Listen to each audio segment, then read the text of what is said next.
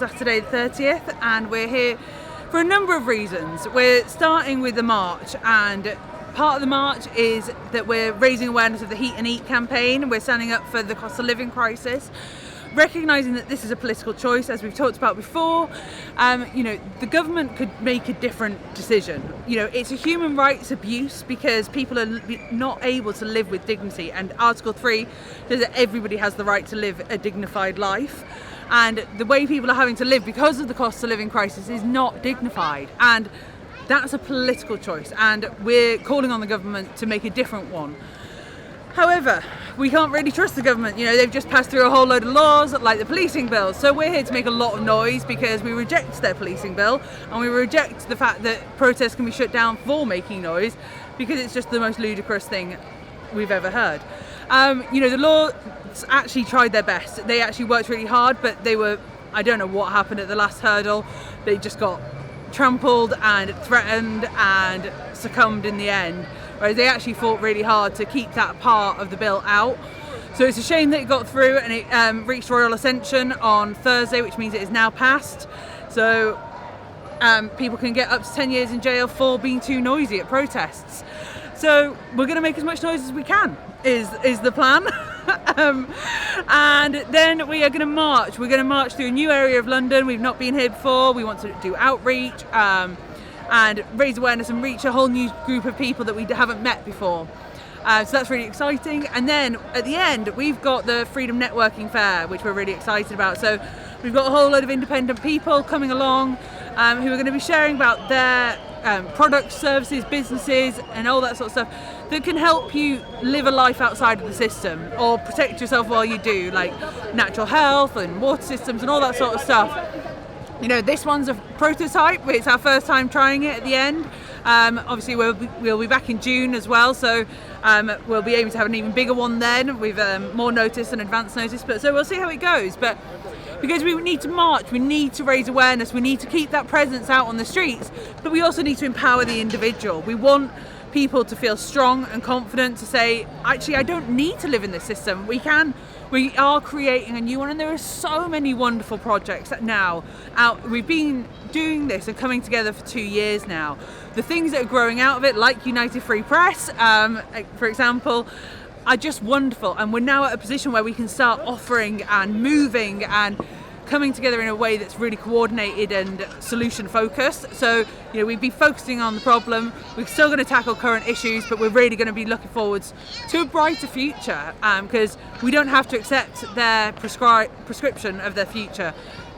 We don't have to live in that, so we're not going to, and that's what the Freedom Networking Fair at the end is about. And like I say, this one's the first one, and we're hoping to do it even bigger and better in June. So the Heat and Eat campaign is the cost of living crisis campaign. That is all about bringing a solution forward for what is a real big political issue at the moment. Everybody is suffering. Families are suffering. Families can't afford to pay everything. This is my family, which is exactly why I am passionate about it, because it affects us all. It's something where we've created a briefing document, and the briefing document has a full set of solutions in there, because it's not as simple as a one policy change like the majority of our campaigns. So what we've done is we've come up with the whole range of policies that would have to change, and we believe if all of those changed, people would be able to heat and eat for the next 2 years minimum. That gives us some breathing space, that gives us some time to coordinate and discuss and plan ahead for that time, but we just need that breathing space. We've just come out of 2 years of lockdown. People can't deal with utter poverty right now. It's too much, it's too hard, and it's not acceptable.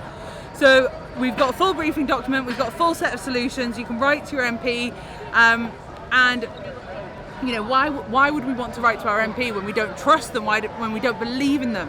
Well, because if you don't, they can say, well, you should have just told us. And that is what they will do, and that is their tactic. They go, well, if you had just told us, we'd have done it. So we're going to make sure all the bases are covered, but it's also why we need to get out on the street. And and we've got more actions that we're going to be taking over the summer, which we'll tell you about soon, which are going to be really exciting. So we've got a lot of actions planned for it, but writing to your MP has to be part of it. because otherwise they don't know what the strength of feeling is. And coming to protest has to be part of it, because it takes 2 minutes on the website to write to your MP if you go to SaveourrightsUK, less than 2 minutes. But being shown you're dedicated to come out on the street, that shows that you're really passionate about it. And then if you once we've got these next actions coming up, if you come and partake in those as well, then they know that you really mean it, and that's when they'll be likely to take action. So we have to keep going. We have to kind of tick their boxes so they can't use it against us.